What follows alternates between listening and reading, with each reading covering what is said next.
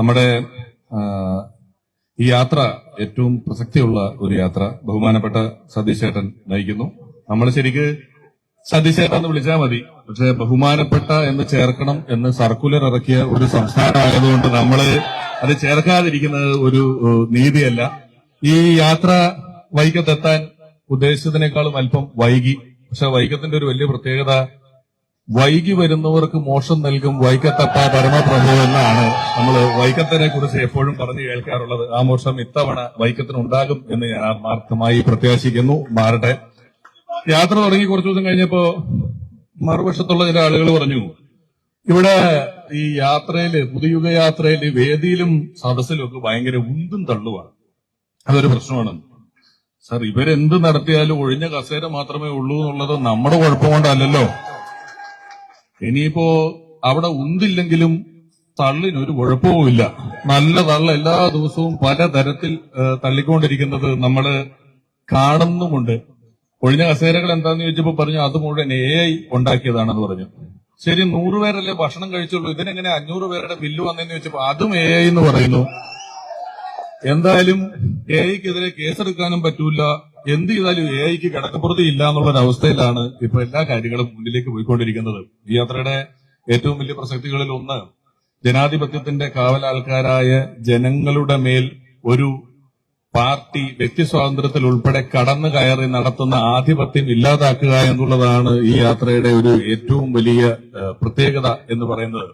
നമുക്ക് എന്തെല്ലാം നുണകൾ, ഏറ്റവും നിസ്സാരമായ ഒരു കാര്യം പറഞ്ഞാൽ ഘട്ടം ഘട്ടമായി മദ്യത്തിന്റെ ഉപയോഗം കുറയ്ക്കുമെന്ന് പറഞ്ഞിട്ട് സ്വാതന്ത്ര്യാനന്തര ഇന്ത്യയിലെ 25 സംസ്ഥാനങ്ങളിലെ ഏതെങ്കിലും ഒരു സർക്കാർ മദ്യത്തിന്റെ കുപ്പിക്ക് പേരിടുന്നതിന് 10,000 രൂപ സമ്മാനം കൊടുക്കാമെന്ന് പറഞ്ഞുള്ളതായിട്ട് എനിക്കറിവില്ല.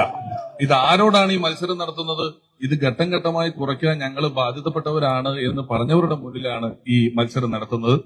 അങ്ങനെ ഒളിഞ്ഞും തെളിഞ്ഞും എത്രയോ നുണകൾ പറഞ്ഞും അല്ലാതെയും നമ്മളെല്ലാവരും ഒരു മാറ്റം അത്യധികം ആഗ്രഹിക്കുന്ന ഒരു സമയത്താണ്. സതീശേട്ടന്റെ യാത്ര ശ്രദ്ധിക്കുമ്പോൾ അദ്ദേഹത്തിന്റെ പ്രസംഗങ്ങൾ, ഈ യാത്രയിലുടനീളം പല പ്രസംഗങ്ങളും സാമൂഹ്യ മാധ്യമങ്ങളിലൂടെയും അല്ലാതെയും ശ്രദ്ധിക്കുമ്പോൾ ഇത്ര ദീർഘവീക്ഷണത്തോടുകൂടി ഒരു 5 കൊല്ലത്തിനപ്പുറം, ഒരു 10 കൊല്ലത്തിനപ്പുറം ഒരു സംസ്ഥാനം എങ്ങനെയായിരിക്കണം, അവിടുത്തെ യുവതലമുറ എങ്ങനെയായിരിക്കണം, അവർക്ക് വേണ്ട കാര്യങ്ങൾ എന്താണ് തുടങ്ങി ഇത്ര കൃത്യമായ ദീർഘവീക്ഷണവും പ്ലാനിങ്ങും ഉള്ള ഒരാളാണ് അദ്ദേഹം.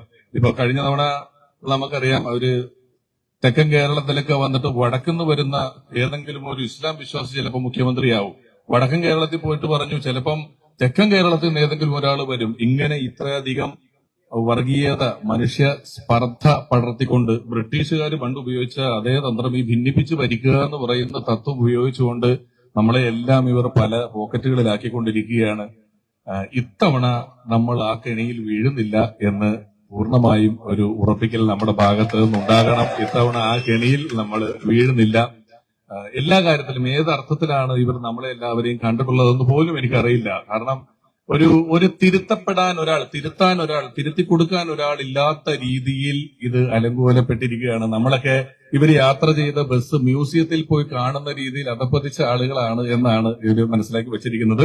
ഞാൻ നമ്മുടെ സമയത്തിന്റെ അഭാവം ഉള്ളതുകൊണ്ട് സുദീർഘമായി ഇനി സംസാരിക്കുന്നില്ല. നമ്മളെല്ലാവരും ഞങ്ങൾ എന്ത് പറഞ്ഞാലും അത് പറഞ്ഞറിയിക്കേണ്ട ഒരു ആവശ്യമില്ല. നിങ്ങൾ അനുഭവിക്കുന്ന കാര്യങ്ങളെ ഞങ്ങൾക്ക് പറയാനുള്ളൂ എന്നുള്ളത് ഒരു വലിയ സത്യമാണ്. നമ്മളെല്ലാവരും അനുദിനം അനുഭവിച്ചുകൊണ്ടിരിക്കുകയാണ്.